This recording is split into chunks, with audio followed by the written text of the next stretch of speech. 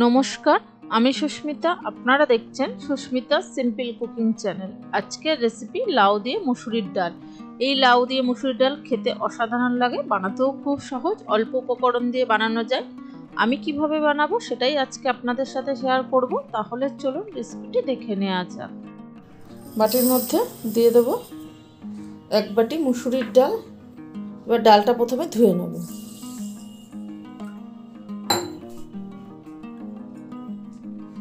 ডালে যেহেতু প্রচুর ময়লা থাকে, ডলে ডলে জল বদলে বদলে 2-3 বার নোংরা জলটা আমি ধুয়ে ফেলে দেব। ডালের ময়লা জল আমি 2-3 বার বদলে পরিষ্কার করে ডাল আমি ধুয়ে নিয়েছি। এবার এই ডালটাকে সেদ্ধ করব। গ্যাসের মধ্যে প্রেসার কুকার বসিয়ে দিয়েছি। এবার ডালটা দিয়ে দেব।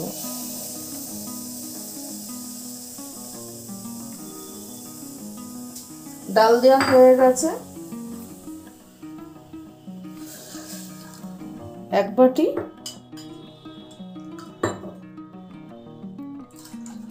আর সামান্য একটু জল দিয়ে দিলাম। ঢাকা বন্ধ করলে অনেক সময় ডালটা উপচে পড়ে যায় জলটা, ওর জন্য সামান্য একটু সাদা তেল দিয়ে দিলাম। প্রেসার কুকারে মুখ বন্ধ করে আমি 3টে সিটি দিয়ে নেব।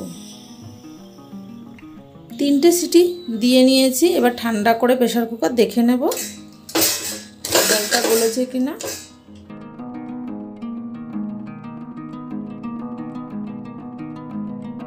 এর থেকে আর বেশি আমি গলাবো না, এর থেকে বেশি সিটি দিলে একদম গলে যাবে, খেতে ভালো লাগবে না। দেখুন একটু হালকা শক্ত শক্ত ভাব আছে। ভালোভাবে ডালটা আমার সেদ্ধ হয়ে গেছে। রান্নাটা করার জন্য কড়াই বসিয়ে দিয়েছি। কড়াইয়ের মধ্যে দিয়ে দেব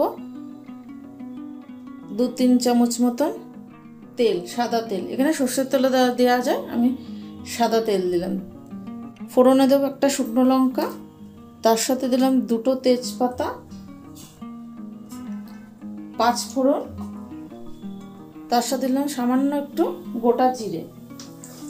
ফোড়ন কয়েক সেকেন্ড আমি ভেজে নেব। ফোড়ন ভাজা হয়ে গেছে। এবার ওর মধ্যে দিয়ে দেবো 1 চামচ আদা বাটা। তার সাথে দিয়ে দেবো আদার সাথে টমেটোর সাথে কয়েক সেকেন্ড ভেজে নেব। আদার সাথে টমেটো ভাজা হয়ে গেছে। এবার ওতে গুঁড়ো মশলা দেবো। প্রথমে দিয়ে দিলাম হলুদ গুঁড়ো, 1/2 চামচ জিরের গুঁড়ো,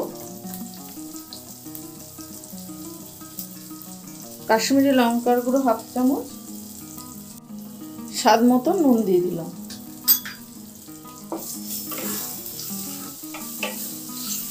ভালো করে টমেটোর সাথে মশলার সাথে মেশানো হয়ে গেছে।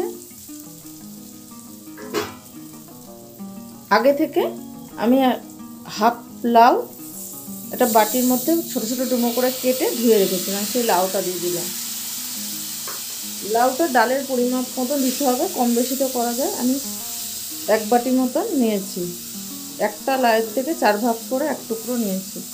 লাউয়ের সাথে মশলার সাথে প্রথমে ভেজে নিতে হবে, যাতে লাউটা নরম হয়ে যায়, মশলাটাও ভালো করে লাউয়ের সাথে কষানো হয়ে যায়।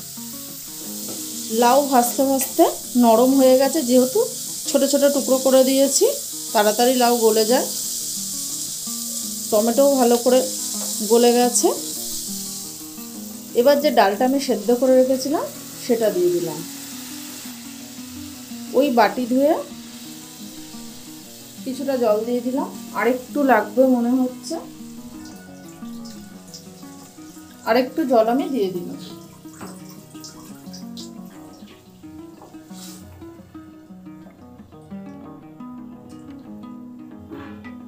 যেহেতু ডালের সাথে লাউটা আরেকটু সেদ্ধ হবে, জলটা বুঝে দিতে হবে।